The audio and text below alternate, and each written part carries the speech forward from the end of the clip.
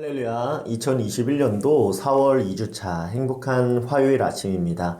이 아침에 하나님께서 저희에게 허락하신 말씀은 사무엘하 19장 16절에서 23절까지의 말씀입니다. 저희 다 함께 읽겠습니다. 바후림에 있는 베냐민 사람 게라의 아들 시므이가 급히 유다 사람과 함께 다윗 왕을 맞으러 내려올 때에 베냐민 사람 1000명이 그와 함께하고 사울 집안의 종 시바도 그의 아들 15과 종 20명과 더불어 그와 함께하여 요단 강을 밟고 건너 왕 앞으로 나아오니라. 왕의 가족을 건너가게 하며 왕이 좋게 여기는 대로 쓰게 하려 하여 나룻배로 건너가니 왕이 요단을 건너가게 할 때에 게라의 아들 시므이가 왕 앞에 엎드려 왕께 아뢰되 내 주여 원하건대 내게 죄를 돌리지 마옵소서. 내 주 왕께서 예루살렘에서 나오시던 날에 종의 패역한 일을 기억하지 마시오며 왕의 마음에 두지 마옵소서. 왕의 종 내가 범죄한 줄 아옵기에 오늘 요셉의 온 족속 중 내가 먼저 내려와서 내 주 왕을 영접하나이다 하니 스루야의 아들 아비새가 대답하여 이르되 시므이가 여호와의 기름 부으신 자를 저주하였으니 그로 말미암아 죽어야 마땅하지 아니하니까 하니라. 다윗이 이르되 스루야의 아들들아 내가 너희와 무슨 상관이 있기에 너희가 오늘 나의 원수가 되느냐. 오늘 어찌하여 이스라엘 가운데에서 사람을 죽이겠느냐. 내가 오늘 이스라엘의 왕이 된 것을 내가 알지 못하리요 하고 왕이 시므이에게 이르되 내가 죽지 아니하리라 하고 그에게 맹세하니라. 아멘. 살아계신 하나님께서 저희가 읽은 이 말씀 통해서 오늘 저희가 순종해야 할 뜻을 주신 줄로 믿습니다. 본문 16절에서부터 20절 말씀 보면 압살롬의 무리가 반란을 일으키자 다윗 왕은 그 무리와 함께 예루살렘에서 도망쳤습니다. 사무엘하 15장 13절 14절의 말씀을 보면 압살롬의 기세는 참으로 온 나라를 집어삼킬 듯 강하였습니다. 다윗은 사울 왕에게 그랬듯이 아들 압살롬에게도 대적하지 아니했습니다. 하나님께서 모든 상황을 다스리고 계시니까 자신을 보호하여 주실 것을 확고히 믿고 믿음으로 행하는 것에만 모든 힘을 집중하였습니다. 압살롬의 반란이 실패하고 다윗 왕이 다시 예루살렘으로 돌아오게 되었습니다. 시므이는 다윗이 아들 압살롬에게서 도망치던 그때에 악독한 말로 저주를 퍼붓던 인물입니다. 시므이는 다시 왕으로 돌아오는 다윗에게 사죄하고자 사울 집안의 종들과 베냐민 사람 1000명을 데리고 나아갔습니다. 압살롬의 반란이 정리되고 다윗 왕이 다시 요단을 건너 예루살렘으로 입성하고자 할 때에 시므이는 다윗 왕이 쓸 수 있도록 나룻배를 준비했습니다. 다윗 왕이 요단을 건너려고 할 때에 시므이는 다윗에게 엎드려 자신의 죄를 고백하며 용서를 구했습니다. 본문 21절 말씀 보니까 스루야의 아들 아비새가 대답하여 이르되 시므이가 여호와의 기름 부으신 자를 저주하였으니 그로 말미암아 죽어야 마땅하지 아니하니까 하니라 하였습니다. 다윗의 조카인 스루야의 아들 아비새는 시므이가 다윗을 저주하던 그때에 매우 분노했던 사람입니다. 시므이가 엎드려 용서하는 때에 아비새는 시므이라는 사람은 마땅히 죽어야 하는 사람이다. 그런 잘못을 저질렀다라고 다윗 왕을 충동하였습니다. 다윗 왕도 이제는 도망가는 신세가 아니라 다시 왕의 자리로 복직하는 자리이기 때문에 정치적인 차원에서 얼마든지 자신에게 잘못한 사람을 처형할 수도 있었겠습니다만 그렇게 행하지 않았습니다. 실제로 반란도 정리가 됐고 다윗을 저주하던 사람을 왕이 처형한다고 하더라도 누구도 뭐라고 할 상황은 아니었습니다. 그러나 다윗은 그렇게 행하지 않았습니다. 본문 22절과 23절 보니 다윗이 이르되 스루야의 아들들아 내가 너희와 무슨 상관이 있기에 너희가 오늘 나의 원수가 되느냐 오늘 어찌하여 이스라엘 가운데에서 사람을 죽이겠느냐 내가 오늘 이스라엘의 왕이 된 것을 내가 알지 못하리요 하고 왕이 시므이에게 이르되 네가 죽지 아니하리라 하고 그에게 맹세하니라 하였습니다. 다윗은 내가 이스라엘의 왕이 된 것을 네가 알지 못하느냐 내가 알지 못하리요 라고 하며 시므이를 용서했습니다. 다윗은 스스로 이스라엘의 왕이라고 생각하며 시므이를 용서한 것입니다.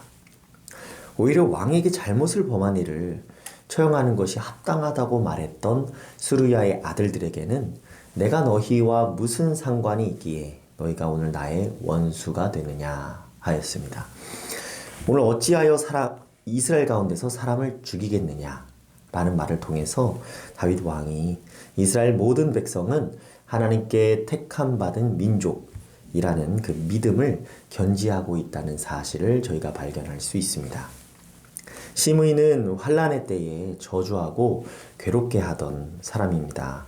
그렇다고 하더라도 이스라엘의 왕으로서 이스라엘 안에서 서로가 서로를 치고 죽이는 일이 하나님께서 기뻐하지 않으시는 일이라고 확고히 믿었습니다. 다윗은 이스라엘의 왕이기 때문에 시므이를 용서했던 것입니다. 시므이를 용서하는 일은 다윗에게 결코 쉬운 일이 아니었습니다. 이스라엘의 왕으로서 이스라엘은 하나님의 뜻대로 다스림을 받아야 한다는 그 정체성을 지키기 위한 뼈아픈 결정을 내린 것입니다. 다윗이 솔로몬에게 유언하던 때에 시므이에 대해서 언급했습니다. 열왕기상 2장 8절과 9절 보니까 바울인 베냐민 사람 게라의 아들 시므이가 너와 함께 있나니 그는 내가 마하나임으로 갈 때에 악독한 말로 나를 저주하였느니라. 그러나 그가 요단에 내려와서 나를 영접함으로 내가 여호와를 두고 맹세하여 이르기를 내가 칼로 너를 죽이지 아니하리라 하였노라. 그러나 그를 무죄한 자로 여기지 말지어다. 너는 지혜 있는 사람이므로 그에게 행할 일을 알지니 그의 백발이 피 가운데 수올에 내려가게 하라 하였습니다. 다윗 왕 개인 입장에서는 시므이에 대해서 용서하고도 마음의 긴장이 놓였던 것은 아닌 것으로 보입니다. 이를 통해 다윗이 했던 용서는 하나님이 세워가는 나라, 하나님께서 세워가시는 나라를 위하여 자신의 감정을 양보하는 결단이었다는 것을 알 수 있습니다. 다윗의 유언을 받은 솔로몬 왕은 다윗이 했던 그 용서의 뜻을 기억하며 시므이를 죽이지는 않되 예루살렘 성 밖으로 나가지 못하게 하였습니다. 왜냐하면 밖에서 군대를 모아 나라에 다시 분열을 초래하는 일이 생길 수도 있기 때문입니다. 시므이는 이를 매우 좋게 여겨서 날이 오래도록 예루살렘에서 평안히 지내고 있었습니다. 그러나 3년 후에 시므이의 두 종이 가드 왕에게로 도망하여 간 이유로 그들을 찾아오고자 예루살렘 성 밖으로 나귀를 타고 데려옵니다. 이를 알게 된 솔로몬은 왕의 명령을 거역한 시므이를 처형했습니다. 열왕기상 2장 42절 말씀 보니 왕이 사람을 보내어 시므이를 불러서 이르되 내가 너에게 여호와를 두고 맹세하게 하고 경고하여 이르기를 너는 분명히 알라. 네가 밖으로 나가서 어디든지 가는 날에는 죽임을 당하리라 하지 아니하였느냐. 너도 내게 말하기를 내가 들은 말씀이 좋으니이다 하였거늘 하였습니다. 시므이의 말로는 결국 참으로 비참했습니다. 여호와 하나님께 기름 부음 받은 자를 저주하는 잘못을 저지른 이유로 시므이의 인생은 죽지 않고 사는 것만으로도 은혜 그 자체였습니다. 성 밖으로 나갈 일이 생겼다면 솔로몬 왕에게 먼저 허락을 구했어야 맞지 않겠습니까? 다시 살게 된 인생, 받은 은혜를 절대적인 감사하는 마음으로 살았어야 마땅하거늘 왕과 맺은 언약을 준행하지 아니하고 경홀히 행한 탓에 비참한 만로를 겪게 됐습니다. 하나님께서는 의인을 신원하시고 악인을 심판하시는 분이십니다. 주신 말씀 통하여 오늘을 살아갈 때에 시므이와 같은 사람이 있었는지를 한번 생각해 봅시다.